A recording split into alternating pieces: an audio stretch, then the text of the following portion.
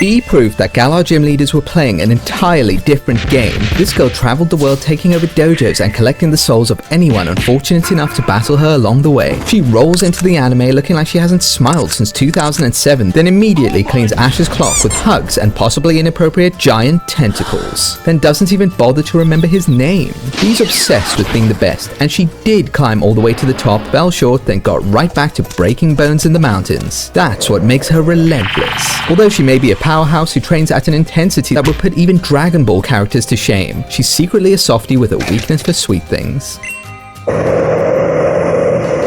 Bea is the fighting type gym leader of Stow-on-Side in the Galar region, and possibly one of the strongest fighting type specialists in the series. Galar gym leaders are already built different. They're celebrities, athletes, and elite trainers rolled up into one, but Bea still stands out. She's also known as the Galar karate prodigy, a woman of a few words who lets her battling do most of the talking. In Galar, personalities tend to be as loud as the stadium crowds, so Bea's silence is precisely what makes her memorable. Visually, she's slender, fit, with a grey bob cut, grey eyes, tan skin, and wearing a modified karate gi over a skin-tight black bodysuit, through which you can see her abs with alarming clarity. Game Freak definitely drew the abs deliberately to let you know exactly what she has been doing every single morning ever since she got the call to be a recurring character, and she never misses a day. Bea rarely shows emotional variation. This isn't because she lacks feeling, it's because she believes emotion equals weakness. Coupled with her discipline and drive to improve, makes her a formidable opponent. Bea's name is likely from beat, short, clean, efficient, and describes exactly what she's gonna do to you. In Japanese, she's called Saito, from Saikyo, the strongest, and Do, meaning to fight. Makes sense, as she does want to fight Leon and become the strongest. She's the idea that strength doesn't need to announce itself, and that mastery is not loud.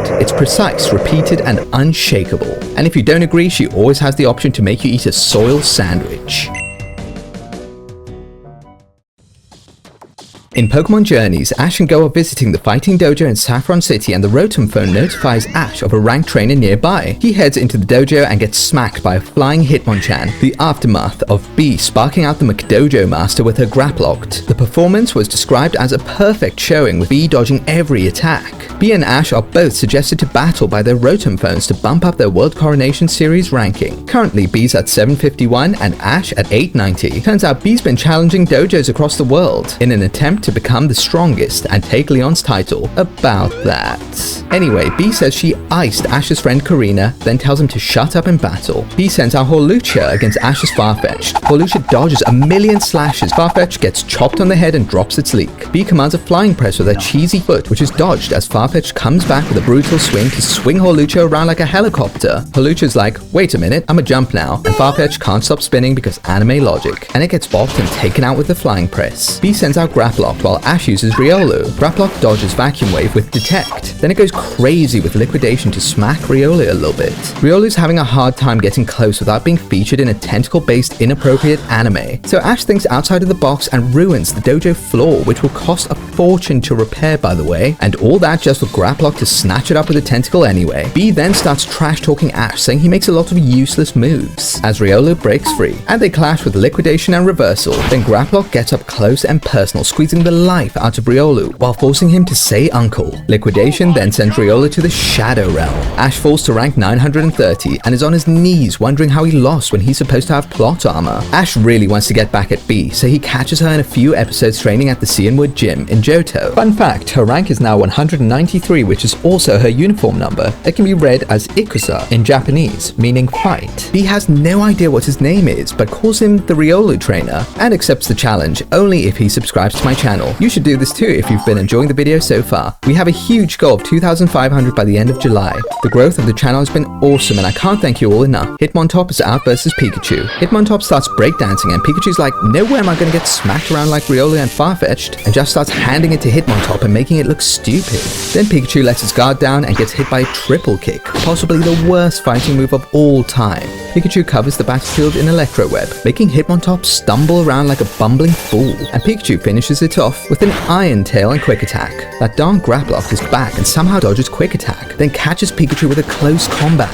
It tanks a Thunderbolt, and Pikachu's looking real cute, so he can't help but to give it a big ol' hug and a big glass of Liquidation to finish it off. Either my depth perception is screwed, or I just watched Riolu give Pikachu a piggyback for 3 steps back to Ash. Riolu wants revenge on the octopus. It opens with a vacuum wave to somehow cancel liquidation. Graplocked goes straight for the squeezy, which doesn't work, so it transitions to a clean face crank. But Riola grew up on the mean streets of Kanto and it isn't gonna tap, even though it should have had its jaw broken by now. Graplocked is just awkwardly holding on while Riola lands a force palm from that position. They trade force palm on the bald head for a close combat to the mouth, and it's a double KO. Journey starts to show a bit of its BS considering Karina's Mega Lucario got dinged by Graplocked. After the battle, Chuck invites them for dessert and Bea goes crazy. Her guilty pleasure is anything sweet. She absolutely loves desserts and her personality changes completely from cold and stoic to showing her sweet side, no pun intended, possibly. Bea vows to beat Riola Trainer next time. After climbing the ranks, beating Volkner and going through an awfully sped up Mega Hunt, Ash's next opponent is revealed to be Bea, who's made it up to rank 30 in the world. Ash gets to Stow-N-Side Stadium and sees her full lineup training. She still doesn't know his name, but sees he has a Lucario now and upgrades him to Lucario Trainer and suggests they train together. Ash was supposed to be meeting Karina, who turns up and stands there like a Japanese horror movie girl going to rip apart the next person she sees. Actually, she just loves Bea, or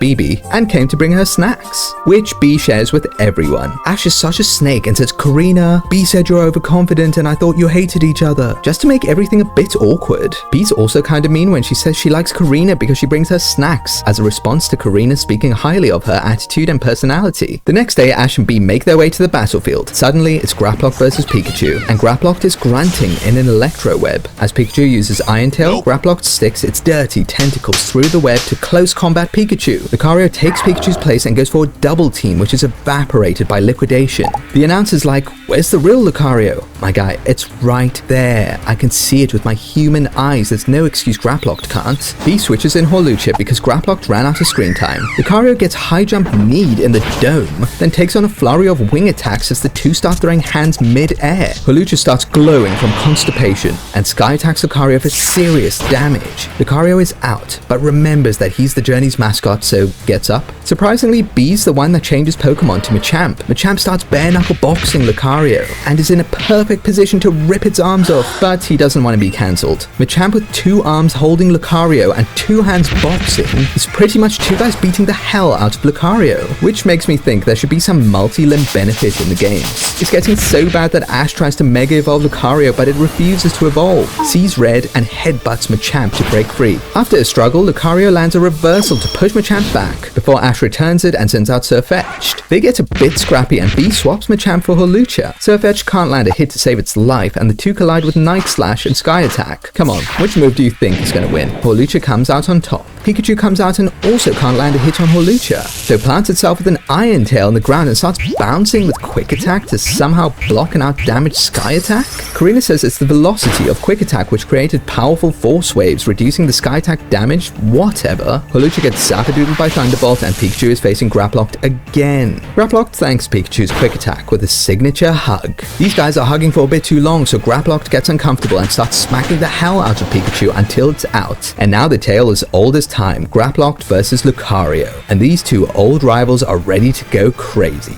As Graplocked goes for liquidation, Lucario uses its Rasengan to one-shot it. Well, that rivalry ended rather abruptly. The final showdown is underway as Bea gets serious by Gigantamaxing Machamp, and Ash Mega Evolves Lucario, which wasn't as epic as it should have been, but this is exactly what we were waiting for. Lucario charges a massive Aura Sphere and goes even with Max Steel Spike. Max Strike lands directly on Lucario, who responds with a Force Palm. Now to get serious, Machamp uses G-Max Cheese Strike, which does nothing, and Lucario bonks its funny-shaped head. Then Machamp falls out of its Gigantamax form as Lucario goes for a Force Palm to neutralize the Bullet Punch, and follows up with a Steel Beam, which it just conveniently learnt, by the way, to blast Egg on Machamp's head, but Machamp is still standing. Then it remembers the script and falls back down. Ash is the winner, and I have to say, wasn't Lucario an egg not that long ago? Bea thanks Ash for making her feel alive, finally calls him by his name, and they promise to battle again, which never happens because the show is full of empty promises. Bea has a few more minor appearances such as witnessing Ash perfect G-Max for his Gengar, watching Ash battle Leon, and training with Hop while Leon watches. So it could be that Leon took to a mentoring role for those two, which is kinda cool. A rough take on Bea's character is in Pokemon Twilight Wings, where she makes her debut by losing to Leon. Don't they all? This loss crushed her and she left the gym for a few days to go off to the mountains to train and push herself to new levels. She was traumatized and sees Leon and Charizard in random places, but they're not even there. She might seem kinda crazy, but this reminds her of her goal. Day and night, rain or shine, she's training harder than ever. Even some of her Pokemon can't keep up with her training. She spars with her Machamp in the rain, actually throwing hands with it, and she breaks her arm. Yeah, that wasn't a good idea. She sets up camp in a cave and the cave collapses, blocking the exit. After searching the cave with no solution, she has a moment with her Pokemon, and a stroke of luck reveals an opening for her to escape. Although short, this really expresses her determination to be the best. She's last seen in this series having tea and snacks with two girls who are either her sisters or classmates, as they're all in uniform, and she gets an invite along with the strongest trainers in the region from Leon to commence with the opening of the Galarian Star Tournament.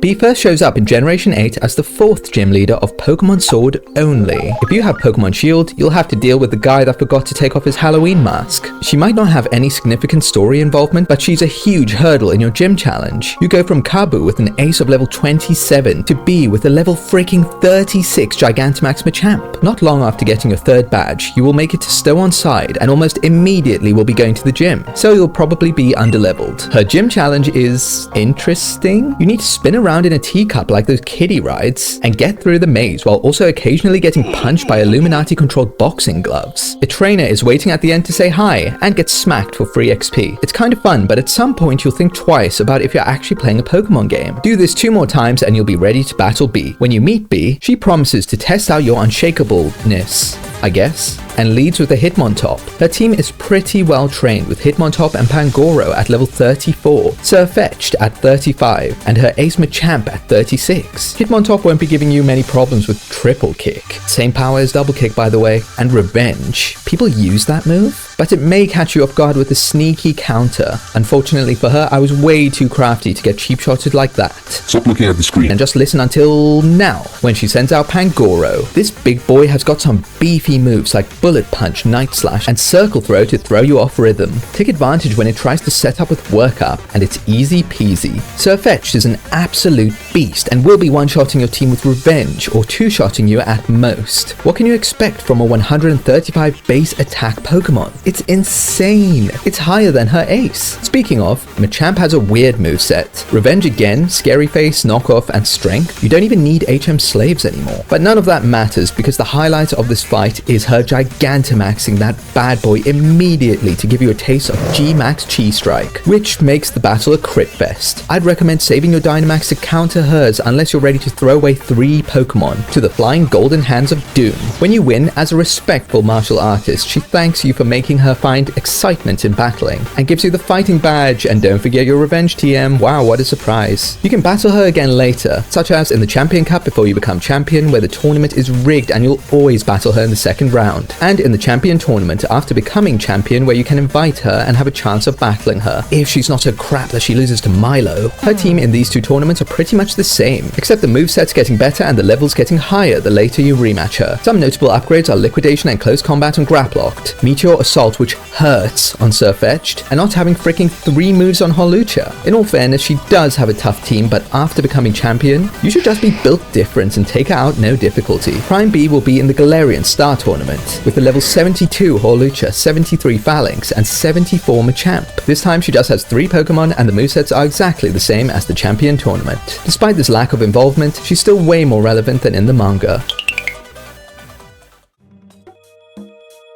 In Pokemon Adventure Sword and Shield, Bea unfortunately doesn't get any spotlight. She's kind of just going with the flow. She's first seen in a flashback battling with Marnie, and she lost despite the type advantage, which is totally not the Bea we know. Once Rose's secret is out the bag, the Galar gym leaders gather at Rose Tower to confront him together, but are stopped and held back by Oleana. Bea Gigantamaxes Machamp immediately and tussles with Dynamax Garbodor until Oleana retreats. Bea goes to fight off rampaging Dynamax Pokemon, and once the coast is clear, goes Doggos to help the others deal with Eternamax Eternatus, but conveniently avoided being embarrassed like everyone else thanks to the Doggos chasing it away. Rose just won't stop all this darkest day BS, so a bunch of them, including Bea, are stuck on the Isle of Armor defending again until the Doggos save them for the last time. She really feels like a minor character with most of her work being off-screen or off-panel, as that's all we get from her for the manga. Thanks everyone for watching. Don't forget to like and subscribe. Comment which version of Bea did her the most justice. For me, the games really made her seem like a next level opponent, with the intensity and the amount of battles you have against her. The anime was close but didn't quite capture her true power until Ash's final battle with her. See you all in the next one.